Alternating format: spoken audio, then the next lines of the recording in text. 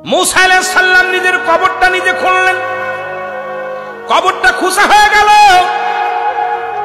ফেরেশতারা ওই যে তিন বলতেছিলাম, সাতজন জিনিস, সাতজন লোক কবর খুঁড়তেছিলেন, একজনও মানুষ নয়, সাতজনই হলো ফেরেশতা।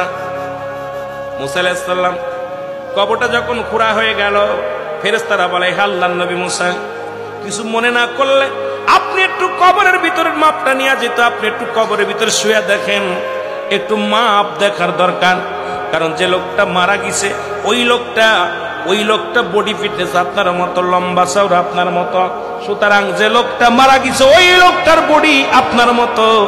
আপনি দয়া করে যদি একটু কবরের ভিতরে শুইতেন, তাহলে মাপটা ঠিক করে নিয়ে যেত। জোরে জোরে চিল্লায় বলেন আল্লাহু আকবার। আমার ভাইরা, এরপরে মুসা আলাইহিস সালাম কবরের ভিতরে যখন শুইলেন, আল্লাহ বলে, ফেরেশতা দূরে আজরাইল, আমার নবী কবরের ভিতরে শুইয়া আরাম মনে করে, নিজের কবরের ভিতরে নিজে যখন শুয়া বলে, আল্লাহ এই জায়গাটা অনেক নির্জন, আল্লাহ অনেক ভালো হয়েছে। আজরাইলকে পাঠাইয়া দিলেন, ওই জান্নাত থেকে একটা ফল পাঠাইলেন, আপেল হাতের মধ্যে আজরাইল আলাইহিস সালাম নিয়ে আসলেন। এই আপেলের মধ্যে যখন কামড় দিছে, সঙ্গে সঙ্গে আজরাইল আলাইহিস সালাম মুসা আলাইহিস সালামের জানটা বাইর করে দিলেন। এবার ওখান থেকে উঠাইলেন, কয় মুসা আলাইহিস সালামের লাশকে উঠাও। মুসা আলাইহিস সালামের দেহখানা উঠানো হলো, ওই জান্নাতি পানি দিয়ে তাদের গোসল করানো হলো। এ মুসলমান, জান্নাত থেকে পোশাক এনে তারে কি পরানো হলো, এই মুসলমান তাকে দাফন করানো হলো, কাফন পরানো হলো। এরপরে কবরটা সুন্দরভাবে মিশিয়ে দিলেন। ও মুসলমান শুনেন, এইরকম পৃথিবীর মধ্যে যেহেতু আপনার রূহ আছে, মৃত্যুবরণ করাই লাগবে। একমাত্র আমার স্রষ্টার মৃত্যু নাই, সৃষ্টির মৃত্যু আছে। সুতরাং মরণের জন্য সদা সর্বদা প্রস্তুতি থাকা লাগবে। এক নাম্বার হলো মরণ, দুই নাম্বার কবর।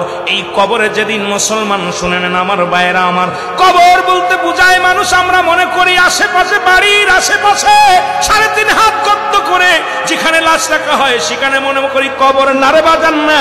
কবর বলতে বুঝায় মানুষের মৃত্যুর পর থেকে শুরু করে কিয়ামত পর্যন্ত জগৎটাকে বলা হয় কবরের জগৎ। সুতরাং বাবারা আমার, আমরা যারা আগুনে পুড়ে মারা যায়, যারা পানিতে ডুবে মারা যায়, যারা হাঙ্গর কুমিরে খেয়ে ফেলে, তাদের কবর কোথায়? ইয়া দ্বারা মুসলমান শুনে নেন, আমার আল্লাহ তোমাকে বানাইতে সময় লাগবে না, হুকুম দিলে হয়ে যাবা। সুতরাং মৃত্যুর পর থেকে শুরু করে কিয়ামত পর্যন্ত জগৎটাকে বলা হয় কবর। এই কবরে যেদিন শোয়া দিবে, এক নম্বরে আসবে একজন ফেরেশতা, তার নাম হলো নোমান ফেরেশতা। মুসলমান শুনে নেন, আমরা জানি কবরে শোয়ানো পর মুনকার নেকির আসবে। এই ভাইরা আমার, মুনকার নেকির আসার আগে নোমান ফেরেশতা আসবে, কবরে ঢুকে যাবে। সব মুসলমান ডাকতে বলবে, ভাই ওঠো, তোমার ভিতরে রূহটা দেয়া হলো।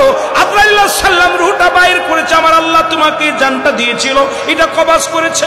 এখন আমি তোমার দুজন কেরামন কাতিবিন, দুপাশে দুজন ফেরেশতা ছিল, তারা তোমার আমল নামাটা লিখে রাখছে, ভালো মন্দ সব লিখে রাখছে। এখন তোমার হিসাব হবে, 2টা কাগজ থাকবে নোমান ফেরেশতার হাতের মধ্যে, একটা হলো নেকির কাগজ, একটা হলো বদির কাগজ। এইবার হাতের মধ্যে দিবে, ভাইরে তুমি লেখো, এই তোমার আমল নামাটা লেখো। বলবে আমি লেখবো কেমনে, আমার কাছে তো কোনো কলম নাই। ডাকতে বলে, বান্দারে তোমার কলম হলো ডান হাতের শাহাদাত আঙ্গুল মোবারক। এই মুসলমান, এই আঙ্গুলটার বড় দাম।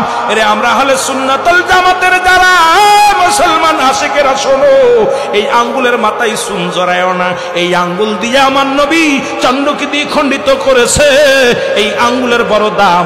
এই কবরের ভিতরে তোমার আমল নামাটা তোমার এই আঙ্গুল দিয়া লেখা লাগবে। বাবার এই আঙ্গুলটার মর্যাদা তোমরা রক্ষা করবা। জোরে জোরে চিল্লায় বলো ঠিক কিনা।